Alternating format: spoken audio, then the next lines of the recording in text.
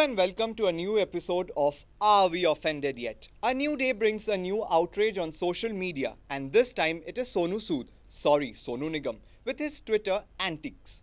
Looks like POTUS isn't the only one having his fair share of fun on Twitter. The multilingual playback singer of the yesteryears might be suffering from an insecurity complex when he hears the morning azan play on the loudspeakers. बहुत खराब कर रहे हैं. So Sonu Nigam took to Twitter to call it forced religiousness. Sonu's tweet created more noise on the interwebs than the morning azan that made him wake up on the wrong side of the bed.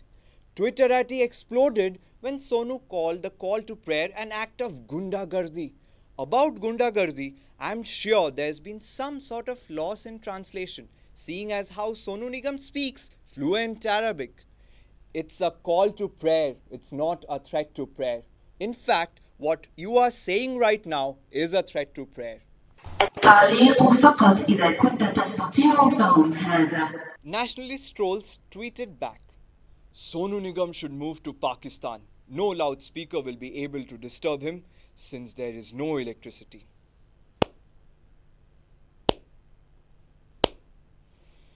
I'm sure Pakistan will welcome him with open arms to be on their hit show, Pakistan Idol. Well, at least he tweeted about the right Sonu. Confusion, it's such a terrible shame. We Indians need to stop and smell the roses. I mean, at least listen to the whole sentence before being offended or outraged about it. Dissent is welcome, but the least you could do is get your facts right. Yesterday, Snapdeal was mistaken for Snapchat, and today Sonu Sood is Sonu Nigam. This proves that we Indians are facing a serious identity crisis. We are very clear in our intentions not to watch your movies anywhere. It's a silent protest against foul mouths. Hashtag boycott Sonu. Hey, listen man, thanks for protesting so silently on Twitter. In all caps! This is what Sonu Sood tweeted in reply. I'm still wondering who tweeted what and to whom and who's asking me to find out what happened where. That's okay Sonu, we have felt the same way after watching your movies. So Sonu Nigam finally found a new hobby, judging early morning prayer calls. But listening to the same track every day did take a toll on him. He might have been living in the same place for years, but this time, it was different. This is probably after he came back home in high spirits from a late night show with Kapil Sharma. And once again he was woken up by a mosque near his house. And what do you know? It's the same track. This is disturbing. Maybe I should disturb the entire nation by tweeting about this. In another tweet that followed, he said there was no electricity when Prophet Muhammad spoke about Islam. Yeah, there was no Sonu Nigam either. Are you suggesting we go back to our caveman days and embrace the wilderness, leaving all of civilization behind? It's not just mosques. Gurudwaras and temples in India have embraced the loudspeaker culture as well.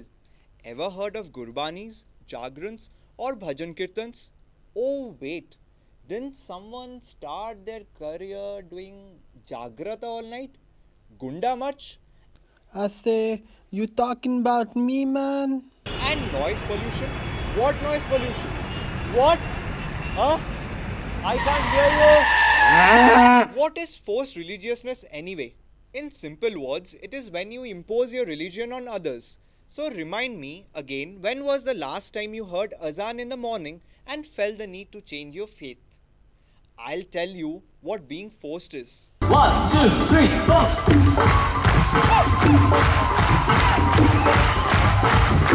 For the hashtag lovers who have already used the hashtag forced religion hashtag on Twitter, Facebook, Snapchat. Not Snapchat. Jai Hind. Well, Mr., Miss, Mrs. Keyboard Warrior, the term you need to use is proselytism, the act of attempting to convert people to another religion. But wait, before we start seeing hashtag proselytism everywhere on the wide web of the world, I think we should spend some time thinking about the term proselytism, maybe while doing some yoga. Well, according to the NAMO government, yoga helps boost concentration, doesn't it? But I don't wake up to do yoga. I wake up every day in the morning to my alarm to religiously practice to Sonu Nigam bhajans. क्यों ना ओढ़े तू चुनरिया ओ तुझे लागे ना नजरिया ओढ़ ले चुनरिया तिरछी निगाहें मेरे दिल पे गिराए रे तिजोरिया तिजोरिया तिरछी You are welcome to join me. No force, huh? If it is the noise of the loudspeaker that is annoying you, then so would other noises, right? Like maybe, I don't know, firecrackers or Ganesh Chaturthi processions and pandal blaring loud music, or even the jagrans during Navratri, and then there are church bells that go off every week. Can all of this be banned? If the legal limit of 50 decibels for loudspeakers is followed, I think all of the speaker in India would be illegal. No, not the ones in the parliament. Even speakers used in most cars today go way past 50 decibels. Hey, even a vacuum cleaner is louder than the limit at 75 decibel. And city traffic comes in at 85 decibels.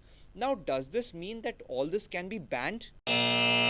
Here's the real deal. When we speak in this nation, we speak from the heart. But how about using a little bit of a mind? There are always going to be people who are annoyed with one thing or the other. And we might feel the same way. But if we were going to go ahead and try to make everyone happy and comply to everyone's request by causing a stir and rift in religion, we are staring at a dangerous future. There is a lot of repressed animosity in our country when it comes to faith. So when you have a genuine complaint about something that is illegal, go and complain to the authorities. What are you trying to achieve by stirring up a social media storm? Yes, nobody likes to be disturbed, but the answer doesn't lie in waking up the entire neighborhood by shouting about it. At the end of the day, the point that Sonu Nigam is making is that azan played on the loudspeakers are an act of forced religiousness. But that's because it annoys him, doesn't it? So if something annoys you, you don't end up joining their forces. In fact, it drives you away, doesn't it? Sonu Nigam, you may sing well, but what you need to understand is the meaning of your song. Zooby dooby pampara, zooby dooby parampam. Zooby dooby nache, you pagal stupid man.